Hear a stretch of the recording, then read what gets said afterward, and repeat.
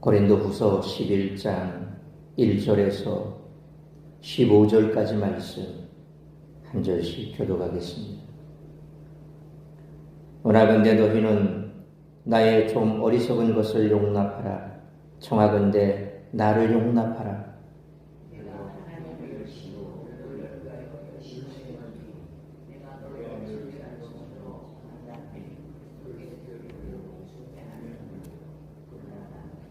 뱀이 그 관계로 하와를 미혹한 것 같이 너희 마음이 그리스도를 향하는 진실함과 깨끗함에서 떠나 부패할까 두려워하노라.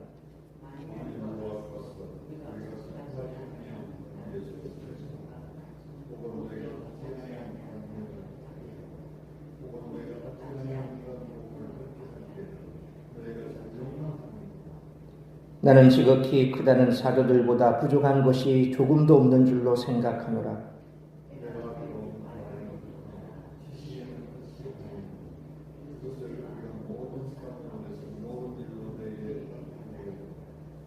내가 너희를 높이려고 나를 낮추어 하나님의 복음을 값없이 너희에게 전함으로 죄를 지었느냐?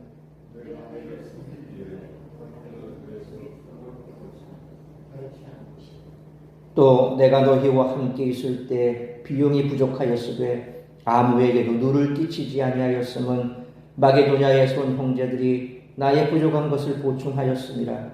내가 모든 일에 너희에게 폐를 끼치지 않기 위하여 스스로 조심하였고 또 조심하리라.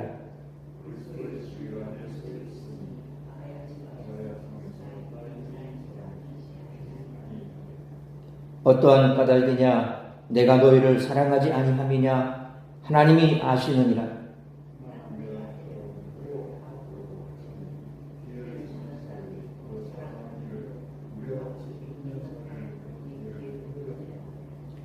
그런 사람들은 거짓 사도요 속이는 일꾼이니 자기를 그리스도의 사도로 가장하는 자들이니라.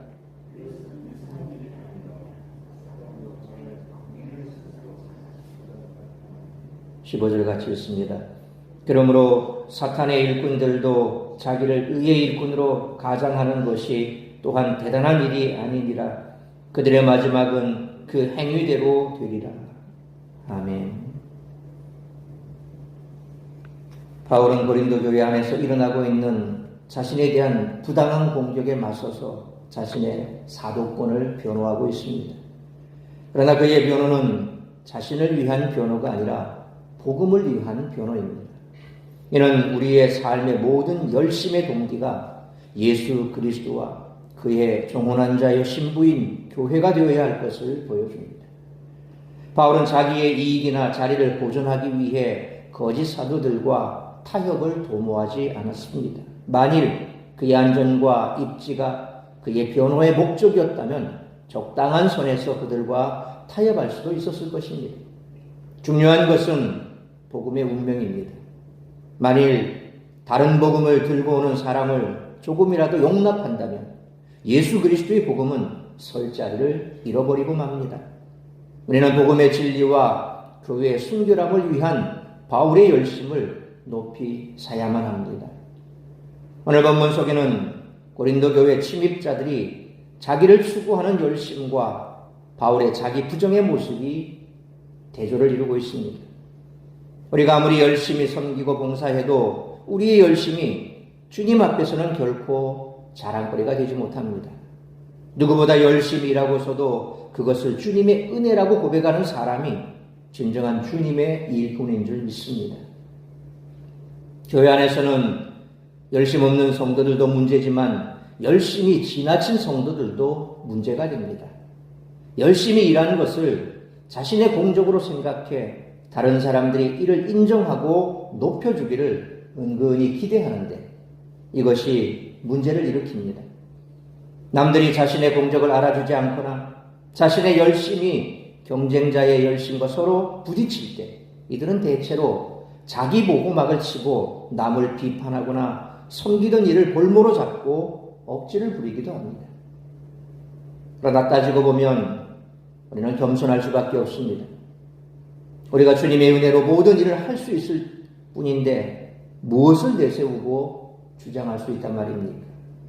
겸손히 자신을 부정하고 끝까지 한결같은 자세로 그리스도를 섬기는 사람이 진정으로 의의 일꾼인 줄 믿습니다. 어떤 사람이 참된 사역자일까요? 이 질문은 초대교회 때부터 제기된 아주 오래된 문제입니다. 따라서 교회를 이끄는 지도자를 세울 때 꼭 기억해야 할 중요한 기준을 제시하고 있는 오늘 본문의 말씀을 통해서 우리들이 깨달아야 할 것은 첫째로 1절로 6절 말씀처럼 그리스도를 알리는 것이 진정한 사역자라는 것입니다.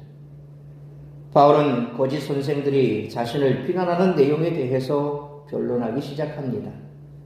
바울은 앞에서 자기 자랑 또는 자기 추천이 얼마나 지혜롭지 못한 일인지를 강조했습니다. 피할 수만 있으면 그는 대적들이 하는 것과 같은 무익한 자랑을 하지 않으려고 했습니다. 그러나 고린도 교회 안에 들어온 침입자들이 바울과 고린도 교인들 사이를 자꾸만 갈라놓으려고 하고 있습니다. 바울은 자신에 대해 고린도 교인들이 했어야 할 자랑을 1절 말씀처럼 마지못해 자기 입으로 하고 있습니다. 이것이 좀 어리석은 것인 줄 알지만 그렇게 할 수밖에 없는 것을 2번씩이나 용납하라고 요청하고 있습니다. 바울은 지식이 모자란 사람이 아니지만 복음을 전할 때에 학문적인 방법을 사용하지는 않았던 것으로 보입니다. 바울이 그렇게 한 이유는 2절 말씀처럼 오직 성도들이 그리스도를 바르게 알기만을 원했을 뿐 자신의 학식이나 지적 능력을 자랑할 의도가 없었기 때문입니다. 그는 고린도 교인들을 한 남편에게 정원된 처녀로 보고 있습니다. 바울이 이들을 위해 열심을 가지는 이유는 그가 이들을 중매했기 때문입니다. 바울은 딸을 약혼시킨 아버지의 책임을 맡고 있었던 것이죠. 마침내 이루어질 결혼의 때 곧 재림의 순간이 오기까지 3절 말씀처럼 에덴 동산에서 뱀이 하와를 미혹했던 것과 같은 미혹을 잘 이기고 그리스도를 향하는 진실함과 깨끗함 가운데서 최종적 결합을 맞도록 하는 것이 그의 역할이라는 것입니다. 한편 4절 말씀처럼 거짓 선생들 중에는 자신의 지적 수준을 자랑하기 위해 다른 철학과 학문을 사용하다 보니 복음 자체가 아닌 다른 복음을 전하기도 했습니다. 그런데 정작 성도들은 그들의 현란한 말솜씨와 그럴듯한 설명에 빠지곤 했던 것입니다. 바울은 적어도 5절로 6절 말씀처럼 복음에 있어서는 자신이 예수님의 12제자에 비해 부족함이 없다고 확신하며 탁월한 언변을 사용하지 않았을지라도 복음에 대한 바른 지식을 전하는 데에는 잘못이 없다는 확신을 표현하고 있습니다. 참된 사역자는 자기 능력을 과시하려는 사람이 아니라 성도들이 예수님을 더 잘 알게 하려고 노력하는 사람이어야 한다는 것입니다. 이것이 가장 중요한 기초이자 기준이 된다는 거죠. 그러므로 그리스도를 알리는 것이 진정한 사역자이며 그리스도의 이름만을 높이는 삶을 살아가는 우리 모두가 되시기를 축원합니다. 두 번째로 7절로 11절 말씀처럼 겸손하며 사랑하는 것이 진정한 사역자라는 것입니다. 대적들은 바울을 낮춤으로써 자신들을 높이려 했지만 바울은 7절 말씀처럼 성도들을 높이기 위해 자신을 낮췄습니다. 바울은 고린도에서 자비랑 사역을 했습니다. 그러나 그것만으로는 사역을 감당할 수 없어 9절 말씀처럼 마게도냐의 형제들로부터 후원을 받았는데 바울의 대적들은 이를 비난했던 것으로 보입니다. 바울은 8절 말씀처럼 탈취했다라고 표현하는데 이는 그들에게서 빼앗았다는 말이 아니라 전쟁에서 병사가 전리품을 얻는 것처럼 사역을 감당하는 가운데 수익을 얻었다라고 하는 그런 뜻을 갖고 있습니다. 바울은 이를 자기 개인의 유익을 위해 사용하지 않았습니다. 그의 목적은 오직 고린도 교회에 누를 끼치지 않는 것이었죠. 그래서 그것을 통해서 그는 아무런 보수도 없이 고린도 교회에서 자비량으로 복음 사역을 감당할 수 있었던 것입니다. 그런데 그것을 우리가 앞에 살펴본 것처럼 오해하지 않습니까? 바울은 진정한 사도가 아니기 때문에 혹은 예루살렘으로부터 뭔가 추천서 같은 것도 받지도 않은 소위 자칭 사도이기 때문에 그는 그런 것을 요구할 수 있는 자격이 없다. 그래서 너희가 잘 알아야 돼 라고 자꾸 바울을 깎아내리는 자들, 그래서 그런 자들의 그 비방을 바울은 고스란히 견뎌야 했지만 그럼에도 불구하고 고린도 교인들에게 아무런 그가 재정적인 문제에 대해서 요구하지도 않았고 또 그것을 말하지도 않았던 것입니다. 만약 그렇게 했다면 그들이 전하는 그와 같은 돈을 받고 연설을 하고 돈을 받고 강연을 하고 마치 복음이 그들이 하는 그것과 동일한 그런 질로 떨어질까, 바울은 염려했던 것은 그거죠. 오직 복음이 복음답게 전해지기 위해서, 또 그들에게 복음이 잘못 전해지지 않기 위해서 그 모든 것들을 스스로 감내했던 것입니다. 10절로 11절 말씀처럼 대적들은 바울이 고린도 교회에서 아무 물질적 대가를 취하지 않은 것은 그만큼 교회와 거리를 두고 있기 때문이라고 또한 선전했던 것으로 보입니다.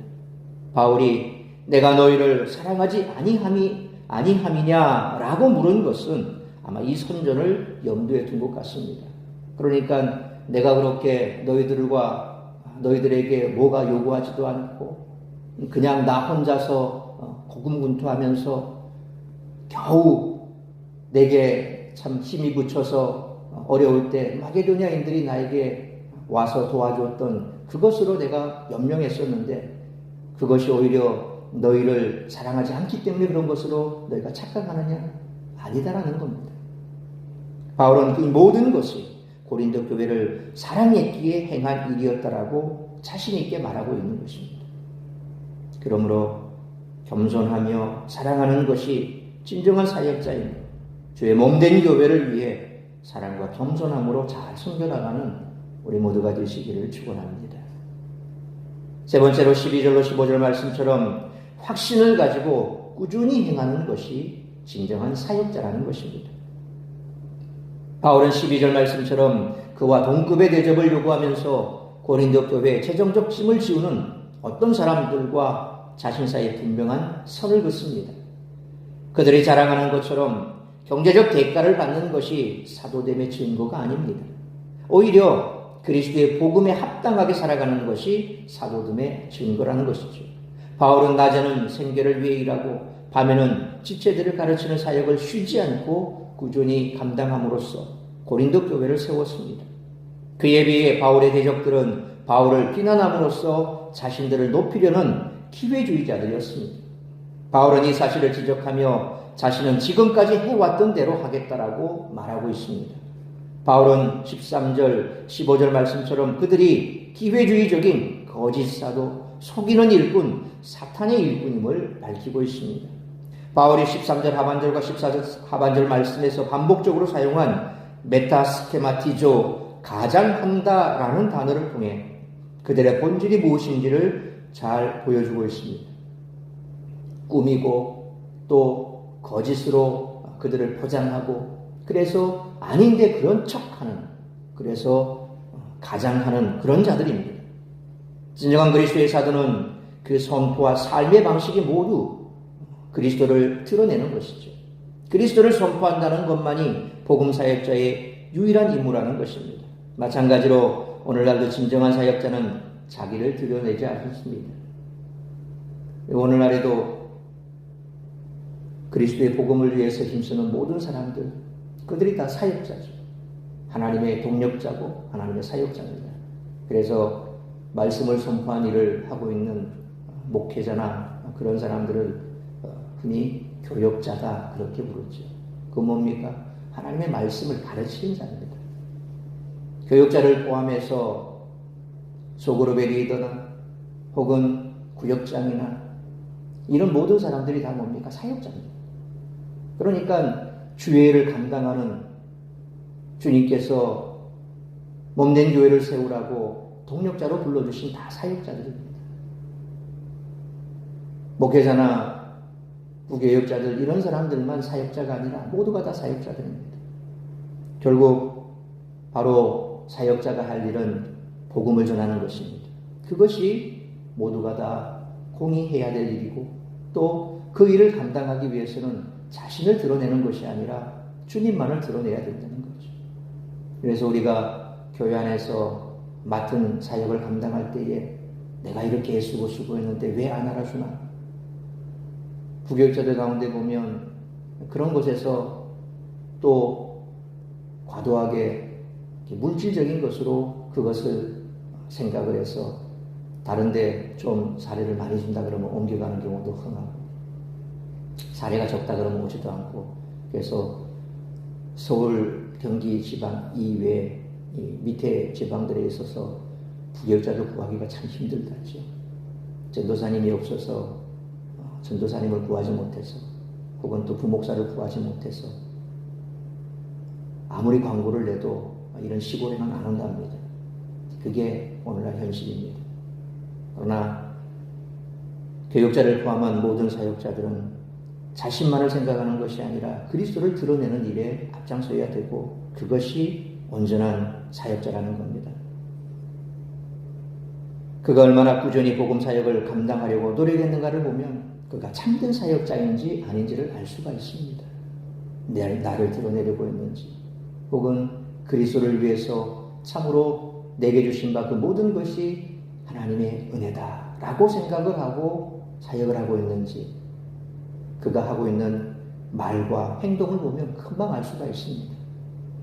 진정한 사역자는 결코 자신을 드러내지 않고, 또 자신이 하는 모든 일들은 내가 한 것이 아니라 하나님의 은혜 때문이다라고 하는 사실을 결코 잊지 않습니다.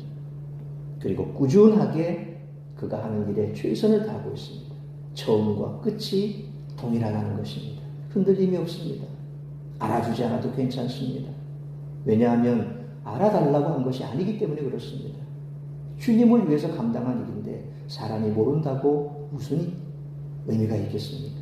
주님은 다 아시죠. 왜냐하면 마음의 중심을 보시는 주님께서는 이미 그의 마음의 중심이 무엇인지를 알고 있다라는 것입니다. 그렇기 때문에 처음과 끝이 동일합니다. 그러므로 확신을 가지고 꾸준히 복음 전파 사역에 매진하되 오직 그리스도만을 드러내는 삶을 살아가며 주어진 사역을 잘 감당하는 우리 모두가 되시기를 축원합니다. 사랑하는 성도 여러분, 거짓된 사역자들이 교회에 끼치는 영향은 말로 다 할 수 없습니다. 이는 단순히 교역자들뿐만 아니라 직분을 맡고 구역장이나 속으로 리더를 맡은 모든 일에게 마찬가지로 적용되는 원리입니다. 그러므로 우리는 과연 겸손하고 교회를 사랑하며 오직 그리스도를 알리는 데 집중하고 있는지 돌아보아야 됩니다. 그리고 거짓된 사역자들을 분별하여 그들을 따르지 않고 유의하고 진정한 사역자로서 역할을 잘 감당하는 우리 모두가 되시기를 주님의 이름으로 축원합니다. 기도하겠습니다. 걸어가신 아버지 하나님, 은혜와 사랑을 감사합니다.